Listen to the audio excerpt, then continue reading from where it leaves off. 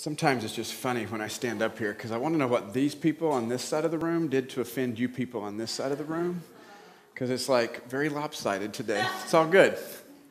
Josiah, what'd you do, man? Need to go back to the sermon a couple weeks ago. Evidently, there's some conflict resolution that needs to take place. So we'll do that after the service today. Good morning again, guys. It's great to see you. I'm Brent. I'm the lead pastor here. And anybody big on social media here? Don't deny it. I follow you most on Facebook. So yeah, that's right. Anybody here say, I hate social media? Scott Oswald, you can put your hand up. I know you don't have it. Okay, there's a few people around here that are like, I'm not a social media person. I am fascinated by social media, to say the least. I'm fascinated sometimes by what people post, just because that's exciting. But I'm fascinated mostly by what I feel like it's done to our culture. And when I say that, I don't want you to think that, oh, well, here's a pastor and he's going to rail for 30 minutes against social media. No, it's not like that at all. But what I find so fascinating is, I went and looked, and I'm so proud because I have 792 friends on Facebook. Woohoo. And then I looked at Ryan's, and I found he had like under 500, and I'm like, I beat him. And then I looked at Amy's, and she's got like 1 million, and I'm like, oh, got a ways to go. So I'm in the middle. But there's this fascination. It's like I've got all these friends on Facebook, and maybe you do too. And yet I find that as a culture, we are more isolated, and we're more alone than we've ever been. Where technology should make us more connected, it actually makes us seem to be more disconnected in the ways that matter. In fact, as I was studying this week, I came across a 2017 study that actually found that even though social media allows us to be more connected to our loved ones 24/7, it's actually making us feel lonelier. And the report suggests that if you spend over 2 hours a day on social networks, your chances of feeling socially isolated are twice as high. Isn't that fascinating? And I don't know, you guys know I'm an Apple geek, and I updated to the latest iOS, and it gives you this, it has this new thing, it's called screen time. It'll actually tell you, if you want, how long you're on certain apps on your phone. So I put in there, I said, okay, if on my tablet and phone, I reach an hour on social media, I want to know. I'm happy to report most days I don't get there. I did yesterday, and got there at like 11 o'clock in the morning, and I'm like, oh my gosh, what is wrong with me? But why is this? Why in this hyper-connected world where we have such easy access to one another, the more we stay plugged into these platforms, the more isolated and lonely we feel? Not only has social media changed that, but it's also changed the way we communicate. And while some of it's been good, you can think about like events that are happening halfway around the world, and somebody can pull out their phone, and you can be right there in the middle of whatever's taking place and see that. Isn't that amazing that we have access to be in those places at the time events are happening? But even though that may be positive, there seems to be some very devastating effects when it comes to communication, because what I've seen happen is that as a society, we are more concerned about making comments than we are having conversation. You know what I'm talking about, right? So somebody posts something on Facebook, and the reaction is, I really don't care what you think or what you have to say, but I've got a great comment. And so we go to town. And most of the time, we don't care who it impacts, how Christ-like or un-Christ-like it sounds, who is damaged in the process. We feel vindicated because in that moment, I can say anything I want to say. I can lob these verbal hand grenades into the middle of this social media platform and just walk away without a concern for anything else.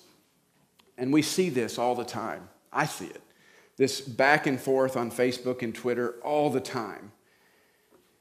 And because people think I can hide behind social media, it's acceptable. And then another aspect of this communication piece is that it brings us to this echo chamber. I call it the echo chamber of insignificance, because we surround ourselves and we find these groups of people that look just like us and think just like us and talk just like us, and we isolate ourselves into these little groups thinking, this is it. I have achieved. This is where I want to be. And I think as I say that, I hope what pops in your mind is, that's really a damaging and terrible place to be. Just in a position where nobody thinks differently, nobody says differently, we just all are the same. Because that's not really a positive, because it goes back to that comment thing again. So instead of being able to be in a group of people that are different, or sitting down at a table across from someone having dinner who may have a different politic than you, instead of being able to openly converse and be there in that moment and enjoy that dynamic, we're still at that moment at that table looking for that comment. Thinking, not listening to what they're saying, but thinking, what am I going to say to combat what you have to say? And so, don't get me wrong, I like social media. I don't post often, but, when Facebook, the algorithm brings your stuff on my news feed, I know what's going on. I don't always know because that thing changes all the time. But I am more concerned today with how social media seems to, for us, create these pseudo-connections, this sense of false community.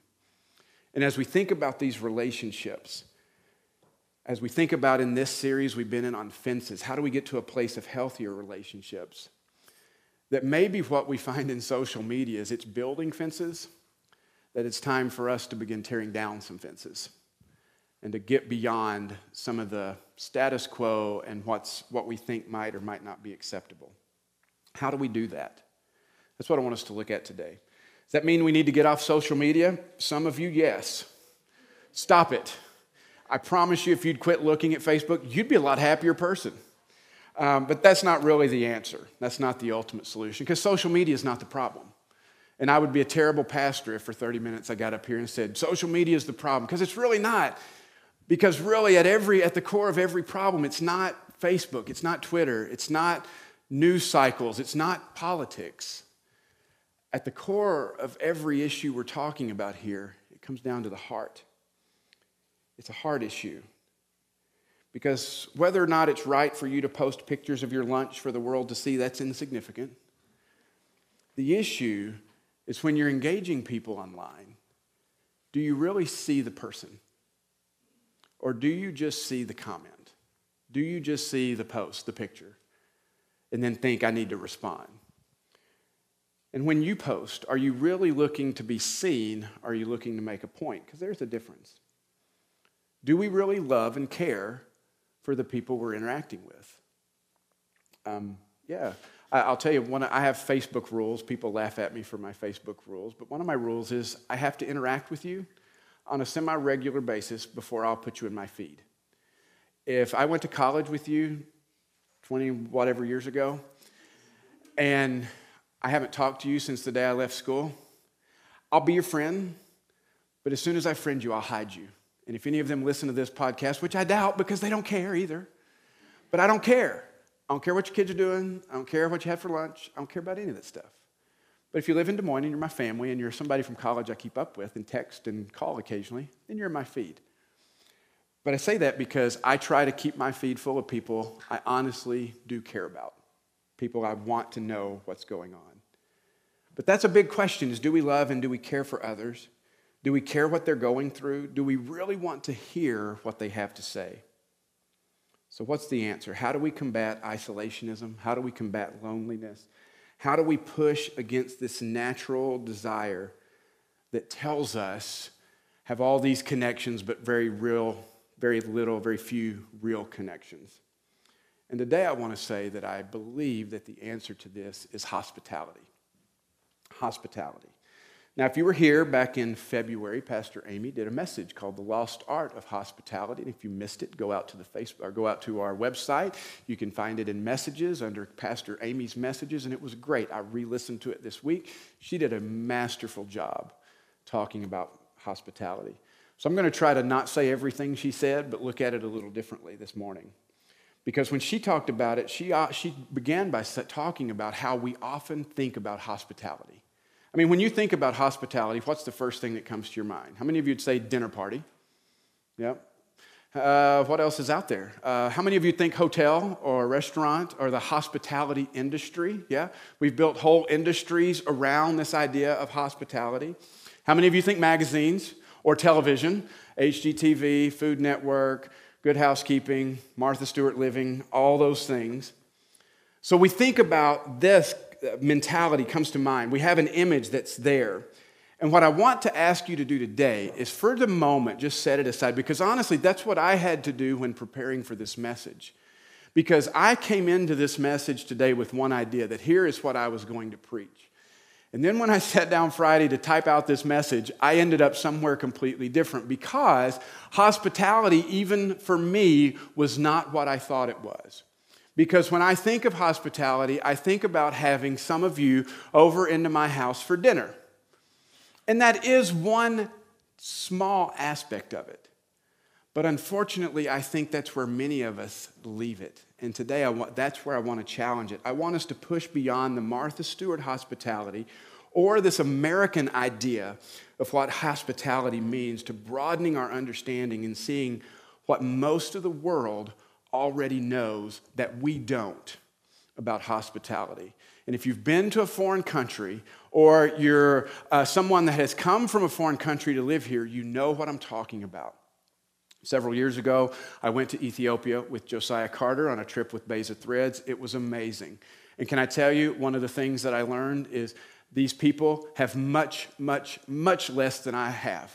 I mean, it is shameful how much more that I have than them, and it didn't matter, because I was often invited into people's homes, and they did everything they could to give me coffee, which is plentiful in Ethiopia, and amazingly, they serve popcorn with it because it's a cheap treat and it's a sign of respect that you give your guests something.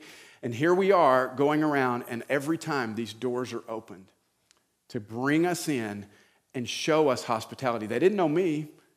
They didn't know us, but they wanted to show us hospitality. When I went to Liberia, you know what I found? Exact same thing. There's one of our deacons, Suki, who has shared, she said one of the biggest things that she had to learn about when moving to this country from India was the fact that she would have friends that would never come to her house. And it was almost taboo for her to go to their houses. Because in that culture, in Indian culture, doors are open. Hospitality just flows because that's how they live. It's their lifestyle. And for us, maybe this is just Brent. I get done working a long day here. I drive to my house. I push my garage door opener on the way in. I drive right in. I push my garage door opener. Let that door close, because God forbid I actually see or have to talk to a neighbor by getting out of my car and walking into my house. We build privacy fences because we have this idea that fences make great neighbors. No, fences make separated neighbors. And we live this way.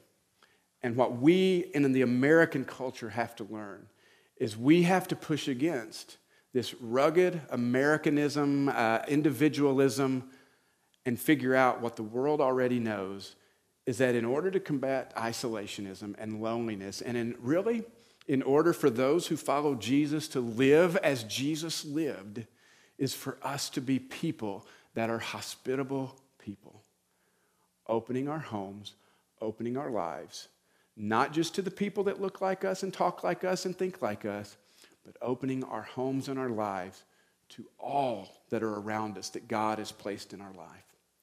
Where do I get this from? Where do I get this from? Well, you look in the Bible, and really from the very beginning to the very end, the whole Bible is a story of God's hospitality to us. And when you go into the Gospels and you look at how Jesus talked, I mean, in Amy's sermon, she used Luke chapter 14, which is one of Jesus' parables. And that's where Jesus was talking about how we are to show hospitality. And you look at Acts chapter 2 and you talk about the early church and how they shared everything in common and how they went out into the community and they reached out. And Paul would show up on his missionary journeys, and people would just invite him into their home. They didn't have a clue who this guy was. Acts 28, he was the recipient of hospitality. You read and you look at the letters that Peter and Paul and John, as well as the author of Hebrews, wrote, and all of them in the New Testament. They have a simple message, but it's very powerful. In fact, I want to look at 4 verses today that are very powerful, I think, when we understand what the writer is saying. Look here first at Romans 12:13. This is the Apostle Paul. This is towards the end of Romans. And Paul says, share with the Lord's people who are in need. Practice hospitality. 1 Peter, so that's Peter's letter to the churches. He says, offer hospitality to one another without grumbling. We're going to come back to that one in just a moment because I think there's an important thing there. 3 John, real short letter, 1 chapter. That's all there is. 3 John verses 5 and 8. John wrote this. He says, we ought therefore to show hospitality to brothers and sisters so that we may work together for the truth. And then the writer of Hebrews, we're not sure who wrote it, but they wrote this at the end of Hebrews. It says, keep on loving one another as brothers and sisters. Do not forget to show hospitality to strangers. I ran out of room on the slide. It's really interesting because it goes on to say, don't forget to show hospitality to strangers, for by doing so, some people have shown hospitality to angels without knowing it. And Ryan Lenners looked at me this week and he said, you're going to use that passage? You want to talk about that? I said, no, I don't, but I'll throw it up there. It's a reference back to the Old Testament where Abraham and Sarah entertained angels when the God was bringing them a message about they would have a child and that they would be he'd be the father of the Israel nation. But over and over, don't forget to show hospitality. Practice hospitality. Offer hospitality. And each time we see this word used in the New Testament, it's the same exact word every time. Philoxenia. Okay? So anytime we want to understand a Greek word, especially when it's compound like this, we want to break it down into its parts. So the first part is philo. Anybody know what that means? Think about the word Philadelphia. What does that mean? City of brotherly love, right? So philo means to love. It's kind of love. Xenia, anybody familiar with that word? We hear this sometimes on the news nowadays. Xenophobia, what is that? It's not a positive thing, right? It's a fear of the stranger. Xenophobia is fear of the foreigner. But when we put these two words, love of the stranger, together, what do we get? Love of the stranger. Now, for me, when I told you, when I was approaching this message, I approached it with this idea that said, look, we need to be opening our homes, and you guys need to come to my house, and I need to come to your house. But when I look at the way hospitality is used in the New Testament, there's an aspect of it that's really a challenge for me, because it's not so much that I should open my home to you, not that I shouldn't. We should always have that open door policy with one another. But I need to be looking beyond you. I need to be looking beyond the people that I know and the people I'm comfortable with. Now we just got serious. Maybe it's people that think differently than me, look differently than me, have a different lifestyle than me.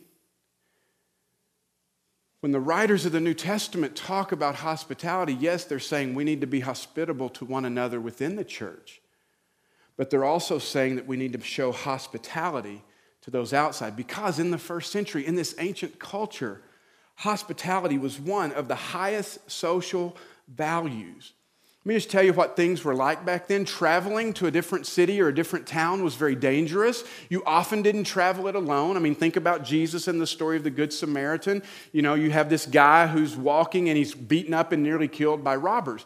That's not outside the realm of what this culture was used to. This would happen. And when you would go to the city of West Des Moines, it wasn't like you had the Motel 6 and the Howard Johnson and the Holiday Inn on every corner. There weren't hotels and things and restaurants and hospitality industry like we have today. So when you get to a town, you were in desperate need of someone who may not know you to be willing to open their home to you. It wasn't just a matter of that would be nice. For many, it was a matter of safety. It was a matter of life and death. And that's what is being talked about here, is that people then relied upon the kindness of others when traveling or are in need. But what's fascinating for me is that many of us today, when we travel, even to a town where we may know people, the last thing we want to do is inconvenience anybody. So let me get a hotel so I don't have to stay with you. Or better yet, why don't you pay for me to have a hotel so that I don't have to stay with you? I mean, we do things like that. But when we think about hospitality in the first century, that wasn't an option. and they needed one another. They needed the kindness of people. And I wonder if because we are people of means and we have so much safety and security around us that we forget that just a simple act of kindness can do wonders, can break down all kinds of barriers, can open doors, and can build amazing relationships with others. And as I said earlier, the root of hospitality, it's about the heart. But as the word says, it's love. The love of the stranger, welcoming the stranger or the outsider into your space, making them feel welcome, meeting their needs, providing a safe place. And it's one of the simplest things to say, but one of the hardest things to do.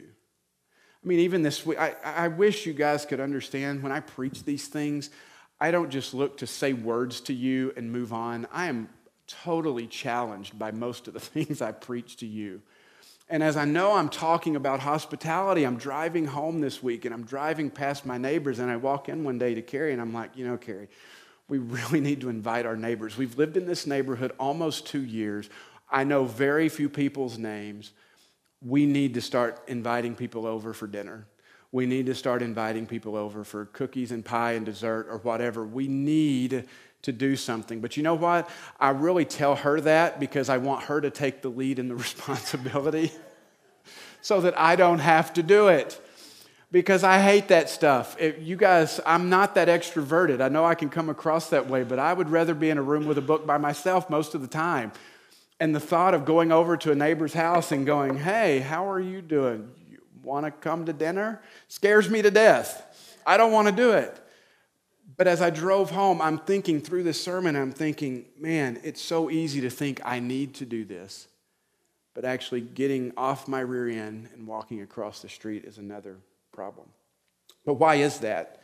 Well, I think we've shifted some things in our lives a little bit that create barriers to hospitality. I was reading this week and this very much resonated with me. It talked about our homes. Think about your home. What is your home to you?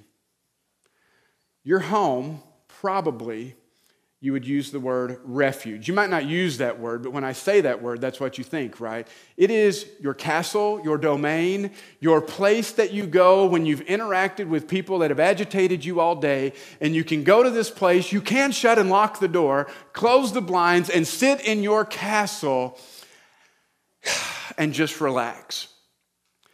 And the thought of letting people into your place of refuge scares you. Not just scares you. You're like, no, I'm not interested. I don't want to do it. This is my house. That's my recliner. I want to sit there. I want to do it. So we view our homes not as gifts from God that could be used in our communities to be lighthouses, to be places where we are hospitable. And we do, like I said, we come into our homes in the evening, we shut the door, we turn on Netflix, and we use our entertainment to block everything out, and we rest. And I'm not saying that we have to have 7 days filled up with people coming in and out. Sabbath is a very good thing. I love Sabbath rest. I'm working it into my life now more than ever. It's awesome. I encourage that. But that's 1 day, not 7. And if we take the Sabbath out, that leaves 6 potential days for us to be pouring into and paying attention to our neighbors. Like I said, I'm as guilty as the next person with this. But what if instead of seeing our homes as a place of refuge just for us, we see it as a gift from God to be shared with those people around us? A place where we can live out real faith in front of people who just need to see what real faith looks like. Think about that for a moment. One book I read this week put it this way. It says, the hard-hitting truth is we could use more ordinary Christians opening up their ordinary lives so others can see what life in light of the gospel looks like. And what better place to do that than in their home? You see, far too often, Christians are defined by the loudest mouths on social media, the loudest mouths on news channels. And I don't know about you, but do those people speak for you? They don't speak for me. Most of the time, I'm screaming at the television saying, shut up! And guess what? Your neighbor, who's not a Christian, who's not following Jesus, guess what they think when they hear that you're a Christian? Talking head on the news. You know how we overcome that? Posting great comments on social media. No. You open up the door of your home and you bring them in and you say, let's have dinner together. And you live out a very practical faith, a real faith, not a perfect faith, but a very real faith for them to see right there at the dinner table. You know, I thought about it this way. Sometimes people say, well, what church do you go to? And I go, Ashworth Road Church. And what was that? Baptist. I'm Baptist, okay? Baptist church, you get it? And you may think, well, why are you saying that? Aren't you proud of that? I don't know. Why would I say that? Because there are some of you in this room, I will not look at, I'm going to close my eyes right now, because you would not come to this place originally because we had that in the name. I'm not asking you to raise your hands. You know who you are. But you know what I said? I am convinced that if people can get over the name, and if you will come through these doors one Sunday, and you will meet some very real people that struggle with life just like everybody else, that are just trying to follow Jesus one day at a time, I am convinced that what's on that sign will be less important than the people you meet in this room. How much more would that translate to your life? I mean, good grief. Think about the images of Christians that your neighbors have. I'm embarrassed by that. And you are too. And you know what? What would it mean if your neighbors heard you actually say that? Oh, that Yahoo, he doesn't speak for me. And to be honest, that one doesn't speak even for Jesus. Ooh. Your neighbor, could you imagine the fence that would fall between the two of you if your neighbor heard you say that? But that'll never happen if our houses are places of refuge just for us. If we refuse to go to the end of our driveway, which is where hospitality can begin, and begin to engage our neighbors in this way. Yeah, what better way to dispel the myth about what people who follow Jesus are really like than engaging them in real, genuine relationships that begin in our home, and even better, over the table around a shared meal. You see, I believe if Christian followers are reduced to these images and sound bites of those in our skeptical post-Christian world, it's no wonder they aren't interested. Just put yourself in their position for a second. Would you be interested in that faith if that's all you had to go on? I wouldn't. But you and I have the opportunity to show your neighbors and those coworkers and those that maybe you would never think about engaging before. You have the opportunity to show them a Savior that is really worth following. Now, not only do I think our homes create a barrier because we're isolated and we like our refuges, so we're going to get over that and we're going to open them up. But the other thing is this. You know what else is probably the biggest barrier for us? Our lifestyles. You know, it was funny this week. I was talking with Ryan, and we talk about this stuff all the time, and he was saying, Brent, hospitality is a challenge for me. And I said, really? Why? And he said, because I would love to have people over for dinner, but it's hard for even my family to sit down for dinner. And I thought, same for me. I got kids that were running cross country and had late night band practices, and they're out the door at 6 o'clock for another practice here, and this one's in and out and everywhere. We sit down together occasionally. Our lifestyle has blown up to a place so much that the dinner table experience doesn't exist. And we've become okay with that because we live our lives to the edge of the page all the time with no margin at all. And that's from a time perspective, but that's also from a financial perspective. Because in order to be hospitable, it means we really need to be living below our means so that when somebody comes over and when we want to share a meal with somebody, that's not going to break the bank or be on the credit card for the next 12 months. But when we think about time, I was talking with somebody this week, and it was like, I'm trying to get together with another couple, and they said, you know what? We're looking at our calendars right now and 6 weeks out. We're already 6 weeks out to see when we can get together. If that's our lives, we're too busy. And we need to learn to build in more margin so that we can create space for others. And here's what we have to understand is that when we look at hospitality, I'm not talking to you right now to say, hey, schedule a dinner with somebody, because that's an event.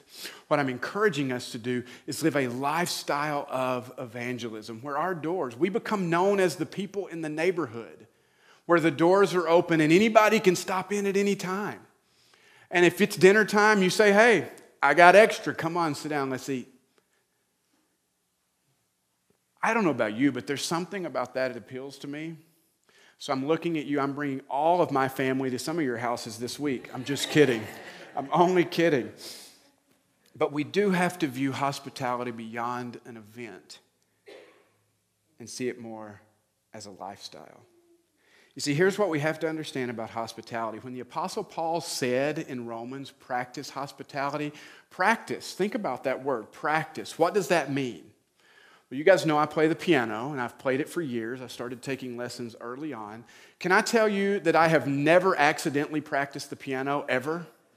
Tim, am I right? Never accidentally. I never sat down and went, whoa, how did I get here? Look at me, I'm playing. No. When it comes to doing things, if I want to practice, I have to be what? Intentional. I have to carve out the time. There's still moments in my workday here where I'm not playing the piano as much, but I don't want to lose it. So I'll leave my office and I'll come in here and I'll sit down for 30 minutes. You know why? Because I know I have to be intentional about it. I have to pursue it.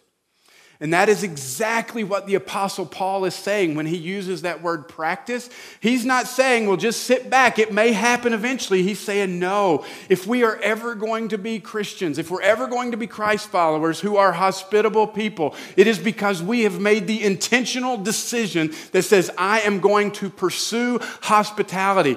And here's the big thing. It may cost us. It may cost us time at the office.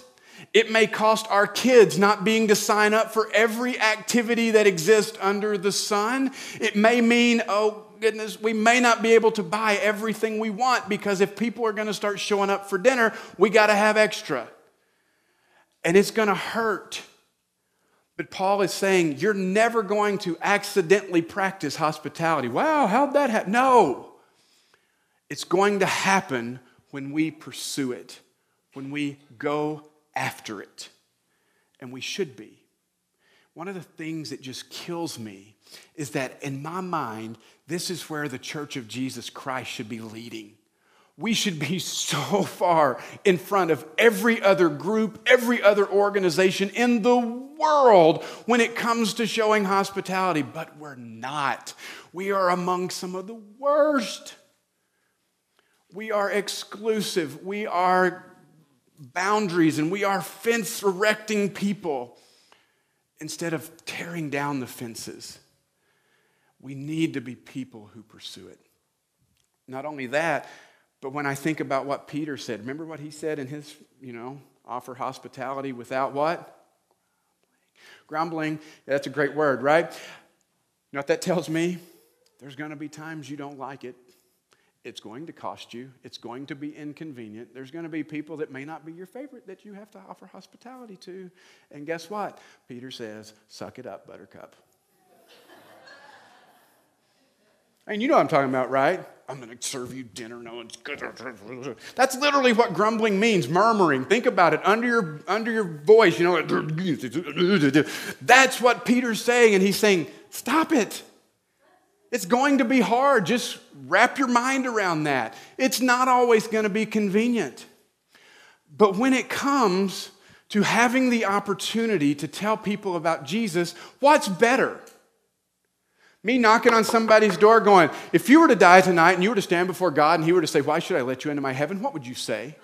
And they would go, get out of my face. Or walking over to somebody's house and saying, hey, you want to come over for dinner? We moved in 2 years ago, and we'd love to get to know you. And it's not taking Jesus and cramming it down their throat. It's just honestly caring about someone else. Honestly caring about who they are. And that leads me to this last point right here. I think hospitality ultimately boils down to this. If we don't view people as image bearers of God, we will not be hospitable people because we won't care. But when we begin to see the image of God in other people, that's when it matters.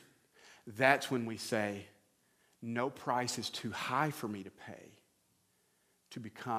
to open my home to you, to open my life to you. Now, there's a big statement in saying this, and I've kind of alluded to it already, because really hospitality means we may have to lay down some prejudices. We may have to lay down some judgmentalism. Well, I can't have that person over to my house because they're a Republican or they're a Democrat, and I know what those people are like. Or that person has a lifestyle. That person is LGBT. And God forbid I taint my beautiful, holy home with someone who has sin in their life. Really? We talk about the refugee and the foreigner. Oh, that's a problem. You see, when we reduce people to a lifestyle, to their sin, to their behavior, we're not seeing the image of God in them. And I'm going to tell you, that's a sin. Ryan asked me the question Monday. He said, is it a sin to not show hospitality? And I'm going to just tell you, yes, it is. Because if we sit in this room and you walk out of here and you say, Pastor Brent said, build the walls, build the fences around us. It's us four and no more. Screw everybody else. It's a sin. There's a story in the Gospel of Luke. It's one of my favorites. I preached on it years ago. Jesus is invited to the home of a religious leader. He's sitting there reclining at the table, and the town whore comes in. She brings very expensive perfume. And she, with her tears and with this perfume, she anoints the feet of Jesus, and she wipes it with her hair. The religious leaders are just indignant. If he knew who she was, he would never allow her to do that. You know what's amazing? Jesus knew exactly who she was. He just didn't define her that way. He didn't allow the color of her skin, the lifestyle choice that she was making, the red or blue of her political party, none of that mattered because he saw her for her. And who she was not defined by what she did. She was a creation of God and she bore his image. And that is what hospitality is all about. Hospitality says, I see the image of God in you. And I'm good with that. Now, let me say this. There is a difference between acceptance and approval. Somewhere in our screwed up, messed up world, we've put these two together and we've said, nope, I can't accept you unless I approve of everything you do. Can I just tell you something? I don't approve of everything my children do. Anybody here 100% on board with everything your children do? But I still accept them. I still love them. Why do we do that in our own families, but we're unwilling to make that divide with those who live across the street? You're a liberal. I can't sit down and talk with you. Why not? I can accept them as a person without approving of everything they think or believe or do. And we as Christ followers need to be on the leading edge of showing this world acceptance. Because you remember how I started this sermon? I talked about loneliness and isolation, and we can feel that way, but we have this community around us to help. What about those who don't? It's time for those who truly follow Jesus to tear down the fences, To see the fences that we've built around our churches and say enough is enough. To see the fences we've built around our lives and say that's it, no more. And for us to be what Jesus called us to be, which is salt and light in this world. This is a challenging message for me. I hope it is for you. Tim, you want to go ahead and come up? Worship team, come up. We're going to sing a final song. You know, we started doing this, and I think it's a great practice. As we close out, we're going to have some people standing up front here. And if you want prayer, we want to offer prayer for you today. Maybe as I've spoken and you've thought, I am not a hospitable person, and just to be honest, I don't like people. That can be you. That's okay. This is a real place. You can look at it and say, you know what? I'm an introvert. Hospitality's not my gift. Well, I think the Peter passage tells us too bad. Whether it's your gift or not, we're all called to it. We're all supposed to be there. Maybe you're here today and what you need to know is that God is a hospitable God, that even from the beginning of creation, He opened up His home to us to be a part of creation, to live in relationship with Him. And today you realize that you need to accept the hospitality of God and begin following Jesus today. Whatever it is, wherever you are on this journey, if you need prayer, if you want somebody to join you and lift you up and support you, we're going to have people down front that are here willing to pray for you today. And I would just ask you this, don't just come to church and listen. Come to church and live. Come to church and respond. God is speaking. The Holy Spirit is speaking to you right now. How will you respond to what the Spirit is speaking to you this morning? Pray with me.